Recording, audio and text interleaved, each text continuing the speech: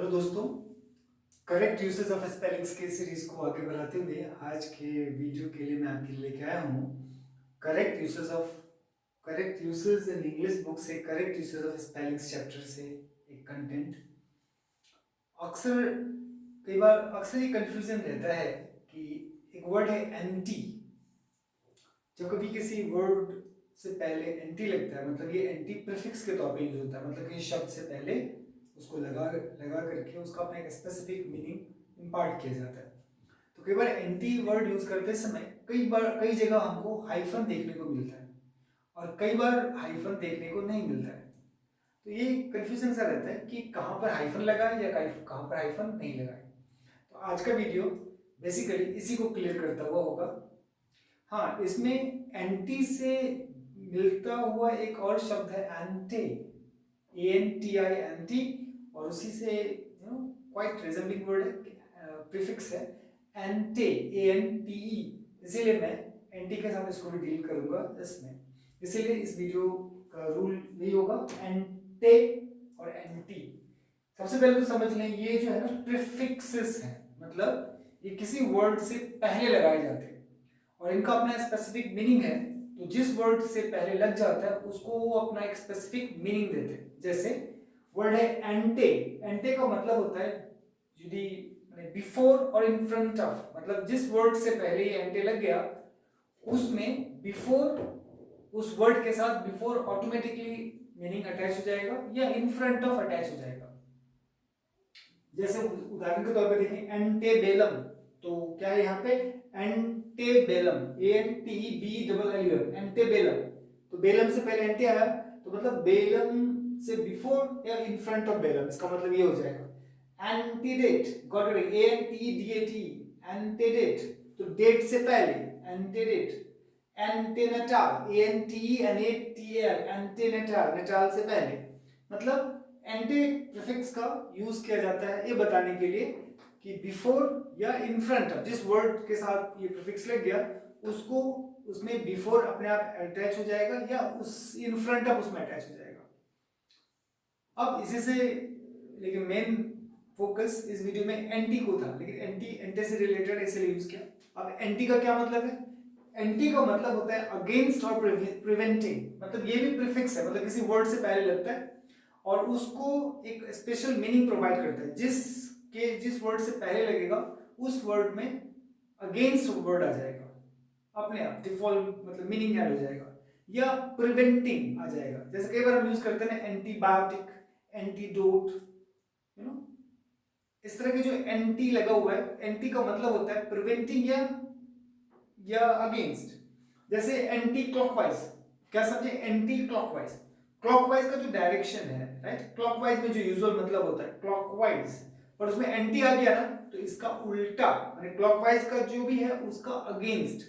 तो क्लॉकवाइज अगर ऐसे है, एंटी क्लॉकवाइज का मूवमेंट डायरेक्शन ये होगा, ये एंटी क्लॉकवाइज।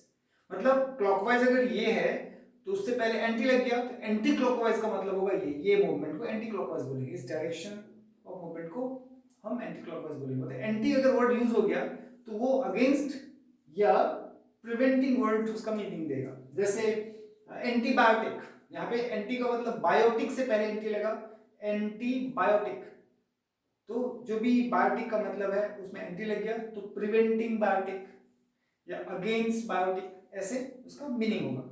तो देखेंगे इनमें जितने भी वर्ड है सब में एंटी लगा है बट कोई हाइफन नहीं है। Just like anticlockwise, antipathy, antibacterial, antibiotic, antidote, antibody, antifreeze, antimatter, antiseptic, anticlimax, antigen, antisocial. मतलब इनमें एंटी के बाद कहीं भी हाइफन नहीं है, गौर करने वाली बात है। लेकिन कई जगह आपको एंटी के बाद हाइफन दिखता है, तो उसके लिए रूल क्या है?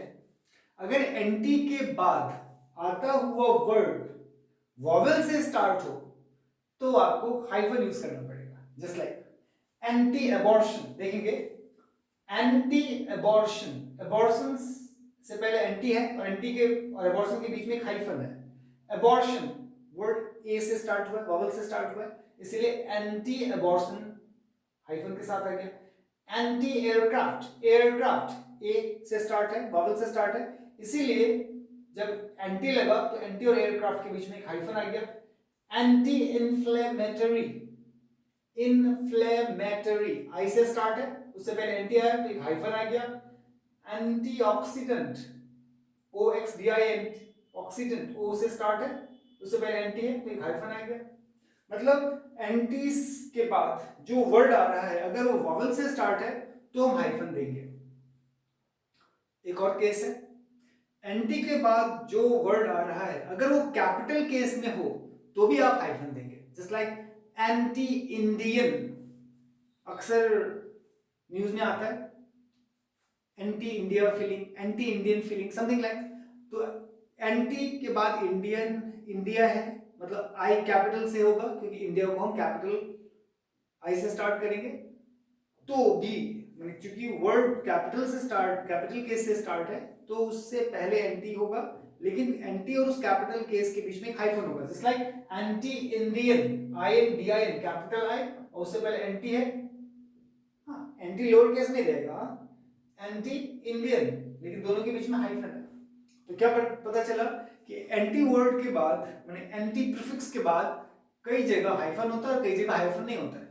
तो नॉर्मली हाइफन नहीं होता है, बस एंटी को प्रीफिक्स के तौर पे अटैच कर दीजिए और एंटी का जो मतलब होता है क्या, प्रिवेंटिंग और अगेंस्ट, उस सेंस में उस वर्ड का मतलब अपने आप बन जाता है।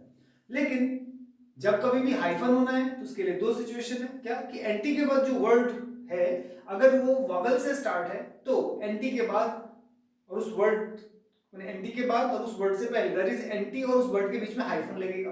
दूसरा केस है कि एंटी के बाद जो वर्ड आ रहा है वो कैपिटल केस से स्टार्ट हो रहा है, कैपिटल अल्फाबेट से स्टार्ट हो रहा है, तो भी आपको हाइफन लगाना पड़ेगा। मतलब एंटी के बाद हाइफन तभी लगेगा यदि एंटी के बाद जो वर्ड आ रहा है वो वॉवेल से स्टार्ट हो या एंटी के बाद जो वर्ड आ रहा है वो कैपिटल केस में हो, कैपिटल अल्फाबेट हो, तो एंटी और उस वर्ड के बीच में हाइफन आएगा। ये रूल है।